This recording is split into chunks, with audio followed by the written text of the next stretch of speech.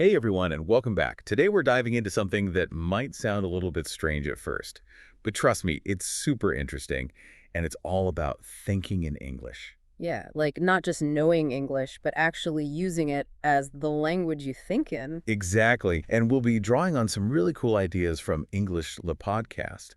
They've got some great techniques for rewiring your brain to make English your default mode of thinking.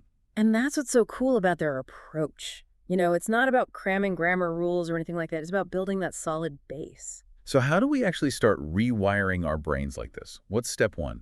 Well, they start with a technique that sounds almost deceptively simple. It's all about labeling objects in your surroundings with English words. I've heard about this before, but it always seemed a little bit much. Like, wouldn't my place look like a preschool classroom? Huh. Yeah, it might feel a bit funny at first, but there's some serious science behind this. By connecting the English word directly with the object, you're actually forging new pathways in your brain. So it's like building a bridge between the thing you see and the English word for it. Exactly. You're cutting out that translation step that we often do in our heads, which slows us down when we're trying to speak. Okay, that makes a lot of sense. But this seems like it would only work for things you can actually see. What about ideas that are more abstract? That's a great point. And that's where English Le Podcast takes it a step further. They encourage thinking in basic English sentences all throughout your day. So instead of just labeling a chair, I think, I am sitting on the chair. You got it. It's about consciously using English to describe what you're doing and what's around you, even if it's just simple phrases. But wouldn't that feel incredibly forced? I mean, am I supposed to narrate my every move like I'm in a nature documentary? No, no, not at all. The point isn't to be perfect or overthink the grammar. Just slip those simple English phrases into your thoughts as you go about your day. Like, let's say you're making breakfast. You might think, I'm pouring cereal into a bowl, or this coffee is hot. Nothing complicated. I'm starting to see how this could really work. It's like sneaking in a little English practice without even trying. Exactly. You're turning everyday moments into opportunities to get your brain thinking in English. I like it sneaky and effective. That's a winning combo in my book. Absolutely. And you know what the best part is? What's that? We're just getting started. English Le Podcast has even more tricks up their sleeve to help us think in English like it's our native language. And we'll be diving into those right after the break, so stay tuned. And that leads us to what might be the most interesting technique from English Le Podcast, and that is self-talk. Okay, yeah, the idea of like talking to myself in English does sound a little bit strange. I can already imagine what my family would think if they heard me mumbling in another language. I know, right? It definitely feels weird at first. But, you already talk to yourself in your native language all the time. Oh, We all wow. do. Yeah, that's true. It's just that inner voice we all have going on in our heads. Exactly. And that's the thing with self-talk. It's all about tapping into that inner voice and making it English. It's like creating that immersion environment we talked about earlier. Okay, but what exactly would I be talking about with myself? I can't imagine having full-blown conversations in my head. It's not about that. Mm-hmm. Don't overthink it. Just start by narrating your actions, like we were doing with the simple sentences. I'm brushing my teeth. I'm walking to the store. Oh, I'm so tired. You're already doing these things. Just add the English narration. So it's like giving my inner voice an English accent. Yeah, exactly. And the best part is there's no pressure to be perfect. It's your own space to play with the language. Okay, I see what you mean. But I can't help but feel like it would be super awkward. Like, who am I even talking to? Well, yourself. It's like having a language partner who's always there and ready to practice. And you don't have to worry about making mistakes for anyone judging you. That's a good point. No stage fright with your inner self. Exactly. English Le Podcast even admitted that they felt silly doing this at first, but they offered some great tips for getting over that initial weirdness. What kind of tips? One thing they suggested, which I really like, is to start small. Pick a routine activity, like getting ready in the morning or making dinner, and just commit to narrating that activity in English. So I'd be like, okay, time to make some scrambled eggs. First, I'm cracking the eggs. Oops, I dropped one. Ooh, well, no worries. I'll clean it up. Something like that. Exactly. And as you get more comfortable, you can gradually expand the scope of your self-talk.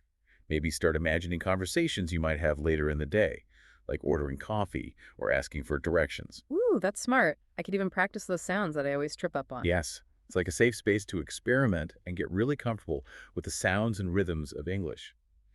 And, this brings up another huge benefit of self-talk that English Le Podcast emphasized building confidence. Right. They talked about how it can help overcome that fear of speaking up, especially in situations where you might freeze up. Yeah, exactly. Because you've already practiced those conversations in your head in English. They feel much less scary when you actually have them. You've already worked through the vocabulary and grammar, so you're less likely to hesitate. It's like giving yourself a mental pep talk in English, preparing for those real-world interactions. Precisely. And that confidence boost can make a world of difference in how fluently you speak. Yeah. It frees you up to focus on what you want to say instead of worrying about how you sound. So we've got labeling objects, thinking in simple sentences, and now the self-talk method. All pretty easy to do in our daily lives. Exactly. And that's the takeaway here. Thinking in English isn't some magical talent. It's a skill you can build just like anything else.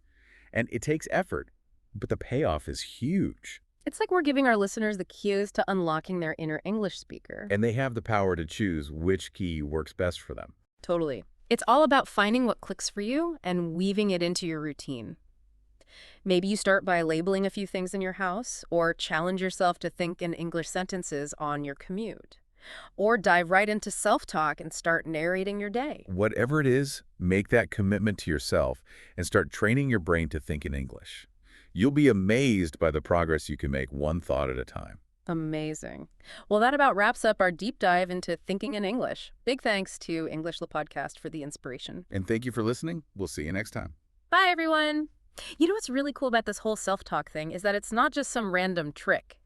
Yeah. Like, there's actually a lot of research out there that shows how effective it can be. Yeah, studies have shown that self-talk can help people perform better in all sorts of areas, from sports to public speaking. Yeah, pretty amazing. Really? So it's not just a language learning thing? Nope, it's like this secret weapon that can boost your performance in all kinds of things. Wow, I never realized how powerful my inner voice could be. It's all about harnessing that power.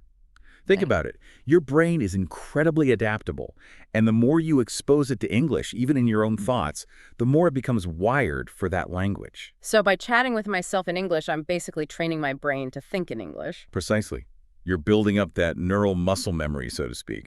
And the more you do it, the stronger those connections become, making it easier and more natural to think and speak in English. This is incredible. Okay, so we've talked about labeling objects, thinking in simple sentences, and this really intriguing self-talk method.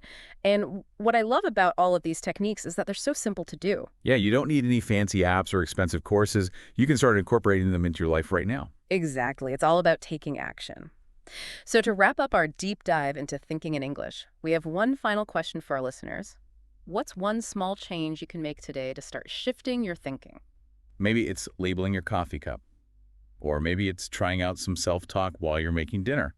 Whatever it is, take that first step and start training your brain to think in English. Trust us, you'll be amazed by the progress you can make, one thought at a time. And remember, have fun with it. Language learning should be enjoyable. Absolutely. Thanks for joining us on this deep dive into the fascinating world of language learning. Until next time, happy English thinking.